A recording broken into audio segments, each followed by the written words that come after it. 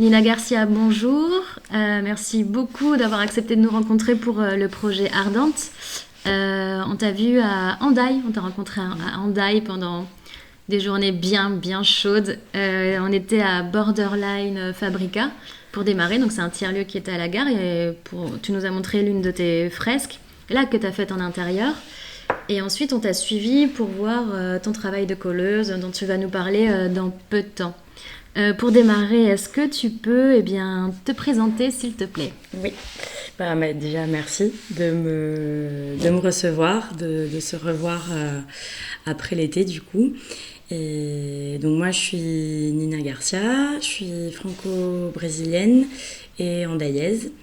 Et je fais principalement du dessin et de la peinture figurative avec plusieurs techniques et sur différents supports en fonction des projets. Donc ça peut être des fresques murales, de la sérigraphie, de la peinture sur toile ou sur papier pour des expos personnelles, ou aussi de l'image imprimée ou du collage un peu plus sauvage, comme j'ai commencé à faire dernièrement. Oui, quand tu es revenue en France, finalement. Oui, parce que j'ai passé. Donc moi, j'ai grandi à Hendaye, après, j'ai fait mes études à Bayonne, Paris, à Toulouse. Et à la fin de mes études, je sentais que c'était soit m'installer à Paris pour commencer ma carrière, j'avais pas du tout envie, soit aller au Brésil. Et comme j'ai une partie de ma famille là-bas, je me suis dit, bon, allons-y. Donc en 2014, je suis partie pour m'installer. Je voulais ouvrir un atelier de sérigraphie.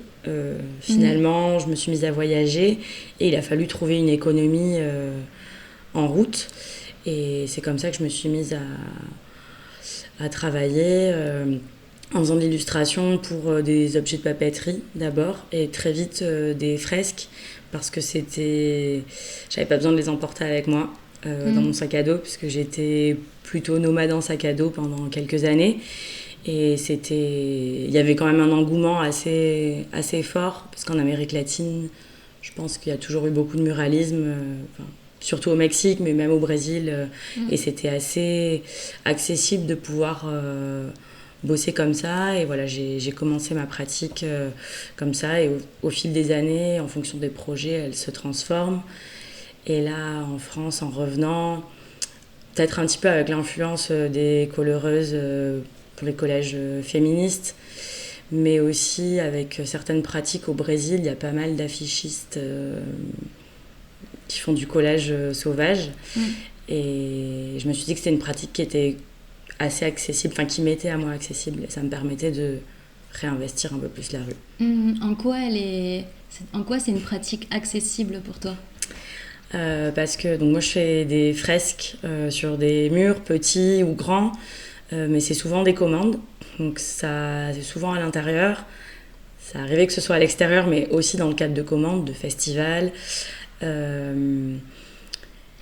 Et même si moi j'ai une pratique assez spontanée, autant par le geste que l'usage de la couleur, faire une fresque murale, c'est quand même assez long, ça prend du temps. J'ai besoin de construire mon image, de réfléchir où je place mes couleurs. Et ça va pas trop avec l'urgence d'une peinture non autorisée ou d'un graphe qui fait pas partie de ma pratique. Et le collage, c'est rapide, on peut le préparer avant à la maison. Les conséquences pénales sont moins importantes et il y a quand même cet aspect un peu adrénaline. On peut aussi aller coller sur des endroits autorisés parce que en France il y a l'affichage libre dans toutes les villes et après on peut s'approprier d'autres espaces. On n'endommage pas grand chose au final et c'est en ça que je trouve que c'est assez accessible. Ça peut même être des tout petits stickers collés sur des poteaux dans la rue. Ça laisse déjà quelque chose pour le passant. Tu parlais d'urgence, de cette rapidité de coller dans la rue, mais finalement, dans tes collages, il y a aussi une urgence politique, écologique, en rapport avec la vie sur Terre des hommes et des animaux. Tu utilises cette urgence aussi pour t'exprimer et exprimer ton avis humaniste finalement. Bah, je pense oui, parce que on en avait un peu parlé la dernière fois, si mon travail il était militant ou pas. Et je pense que dans mon travail de dessin et de peinture en général, c'est pas vraiment le cas. Ou alors c'est peut-être ce que les gens regardent, ce qu'ils voient, peut-être que les gens voient un aspect militant dans ce travail-là aussi.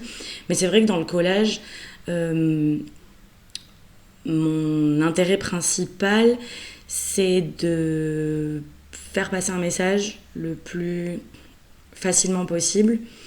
Donc c'est vrai que je partais un peu des slogans politiques ou des slogans de manifs, et de faire des banderoles pour les manifs et de se dire bon bah qu'est-ce qui se voit de loin, il faut que ce soit des grosses lettres ou pas, ou vraiment il faut se rapprocher pour voir ce qu'il y a écrit. Et j'aime bien, même si voilà, moi j'ai beaucoup d'engagement politique, donc je pense que forcément ça se ressent dans ce travail-là. Surtout que c'est un travail qui convoque beaucoup le langage, contrairement à d'autres choses que je fais. Que ce soit en français, en espagnol, y a toujours voilà, un petit peu une mélange de langues, mais il y a aussi un travail poétique, et j'aime bien le mélange du poétique et du politique, et je trouve ça assez chouette finalement de le mettre dans la rue. On est bombardé de messages tout le temps, on a l'habitude d'en lire, on voit beaucoup d'images dans la journée, et faire des messages assez lisibles, bah, c'est une pratique que j'aime bien. Ouais. Comment tu t'organises quand tu vas coller? Il y a le moment où tu crées tes affiches et le moment où tu vas coller, c'est quoi le rythme Ben ouais, c'est un peu ça. En général, j'en fais beaucoup. Depuis cet été, j'ai essayé d'en faire tous les jours, d'avoir des affiches des petites choses, mais parfois c'est des dessins que je vais avoir dans des carnets. Moi, j'ai une pratique du carnet de croquis presque quotidienne. C'est peut-être le seul endroit où je me censure pas, parce que même finalement dans les collages, je me censure. Enfin, c'est inévitable, j'aimerais ne plus le faire, mais pour le coup, dans mes carnets, je me censure pas, il n'y a que moi qui les vois. Et donc, je vais puiser dans ces carnets-là des phrases, des dessins, des idées. Et je les retranscris, et du coup je cherche pas mal quand même quel typo utiliser. Enfin, c'est toujours à la main, mais je refais la même affiche parfois 10-15 fois jusqu'à ce que les lettres soient au bon endroit. Et en général, quand j'en ai une dizaine, une quinzaine, je vais les coller. Et la première fois, on est allé avec une amie, on les a collés en voiture, après on est retourné à vélo. Moi, maintenant, j'ai déménagé, j'habite un peu plus en centre-ville, à Hendaye, donc j'y vais à pied aussi, avec un petit seau. En général, j'y vais toute seule. Et après, quand on fait des actions avec les différents collectifs féministes, là, on y va à plusieurs. C'est plus chouette d'y aller à plusieurs, je trouve. Enfin, c'est un peu galvanisant. Mais après, voilà, parfois, il est tard, il pleut pas, et j'ai envie d'aller coller, ben, je sors, quoi. Comment tu te sens dans la rue pour t'exprimer? Parce que finalement, je me dis, tout le monde ne va pas dans la rue coller des idées, des mouvements qui sont pour l'égalité, qui sont pleins d'amour, qui sont poétiques, qui plus est. Quel a été, toi, ton cheminement pour arriver dans la rue? Ben, c'est vrai que c'est pas un espace qu'on a trop l'habitude d'investir en tant que femme, déjà, je pense. La rue, c'est un peu le danger, même si bon, moi j'ai grandi à Hendaye, donc c'est une petite ville, on se trimballait quand même beaucoup dans la rue quand on était petit. On a découvert les Posca à l'époque, donc on allait faire des petits dessins sous les ponts, mais c'était tout petit. Enfin, voilà, il y avait ça, mais c'était pas très conscientisé. Et après, moi j'ai commencé à un peu plus investir la rue quand j'ai été en voyage au Brésil, au Mexique, pour travailler, tout simplement. parce que donc je vendais, moi je suis un peu impatiente. Au début, je faisais des marchés de créateurs. Après, je laissais mon taf dans des galeries ou dans des librairies. Et ça se vendait, mais ça se vendait lentement. Et au Brésil, il y a pas mal de vendeurs ambulants. Et au Mexique aussi. Enfin, et c'est beaucoup plus... c'est mieux vu qu'ici, en tout cas, parce que en France, la vente ambulante, ça se fait pas du tout. Et donc, je me suis mise à aller vendre des petites boîtes avec des poèmes dans la rue. Et en fait, c'était super parce que je pouvais en faire plein et je les vendais toutes. Et je pouvais recommencer et c'était un terrain d'expression qui était super. C'était tout petit, donc je pouvais voyager avec. Et ça touchait les gens. Enfin, vraiment, il y avait un engouement, surtout au Mexique. Mais après, les Mexicains, ils sont fans d'art et de littérature, de poésie. Il y a beaucoup de poésie dans leur quotidien. Donc je pense que ça marchait bien aussi pour ça. Et donc ça a été un peu ma première approche de la rue, mais sans vraiment laisser quelque chose dans la rue. Juste moi, en l'investissant. C'était pas facile, parce qu'il y a un peu le stigmate de « Ah, t'es en train de vendre un truc dans la rue ». Enfin, en tant que Française, c'est pas hyper... moi, j'étais pas hyper à l'aise au début, puis après, les gens, ils sont contents, ils te disent « Ah, c'est cool ». Bon. Et après, j'étais encore au Mexique quand les mouvements des coloreuses ont commencé. Et moi, j'avais jamais vu ça. Enfin, je trouvais que c'était incroyable comme idée et que ça soit devenu national à une vitesse folle. Et quand je suis revenue en France en 2020, moi, j'avais qu'une envie, c'était d'aller coller aussi dans la rue. Et du coup, je pense que c'est en voyant les autres faire, quoi, en voyant d'autres exemples. Quand je voyage et que je vois des collages un peu partout, ça me donne envie de le faire aussi. Je trouve que ça permet à tout le monde en fait, de s'approprier la rue, de mettre un peu d'art aussi dedans. Tout le monde le fait pas, mais j'espère que les gens ils ont un petit sourire ou au moins ils se posent 2-3 questions ou ils sont interpellés quoi, d'une manière ou d'une autre. Ouais, toi, t'es arrivée dans le street art, dans l'art urbain et dans la vente de tes poèmes pour vivre, en fait, quand t'étais au Brésil, c'est ça, au Mexique ? Ouais, ça a été une grosse source de revenus pendant longtemps. À côté de ça, j'avais des jobs en freelance, en illustration, et je faisais des fresques aussi, parfois en échange de bons procédés, genre une fresque contre un hébergement si je restais pas longtemps dans une ville. Mais après, au bout d'un moment, voilà, je me suis installée à San Miguel de Allende au Mexique et j'y suis restée 3 ans. Et là, j'ai découvert la scène artistique locale et j'ai pu participer à des festivals sur place. Et voilà, moi, je tendais un petit peu plus vers ça aussi parce que...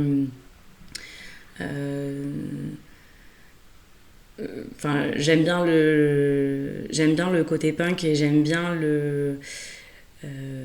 faire les choses, prendre l'espace quand on nous le donne pas quoi finalement. Je pense que c'est un peu ça la rue aussi, aller dans l'espace, si on te le donne pas, on va y aller.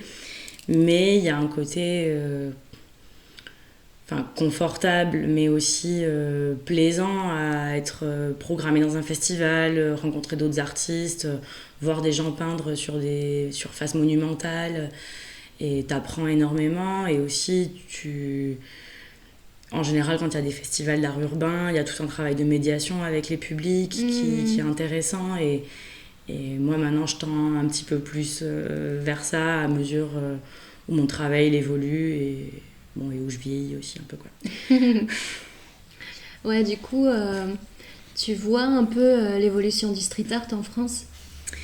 Pas mal. Après, moi, je pense que j'ai pas une grande connaissance de l'histoire du street art en France.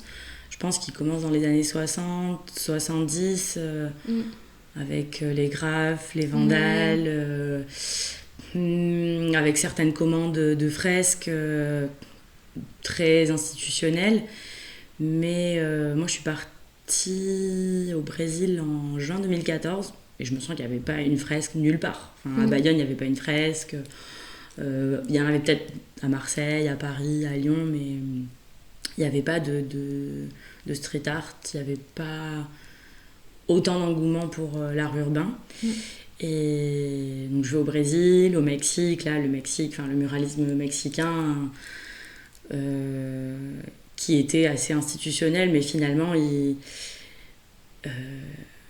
jaillit sur toute la culture aussi mexicaine. Enfin, il y a énormément de fresques et beaucoup de festivals et une appropriation de la rue qui est constante. Il y a un usage de la couleur qui est incroyable et des sujets hyper variés.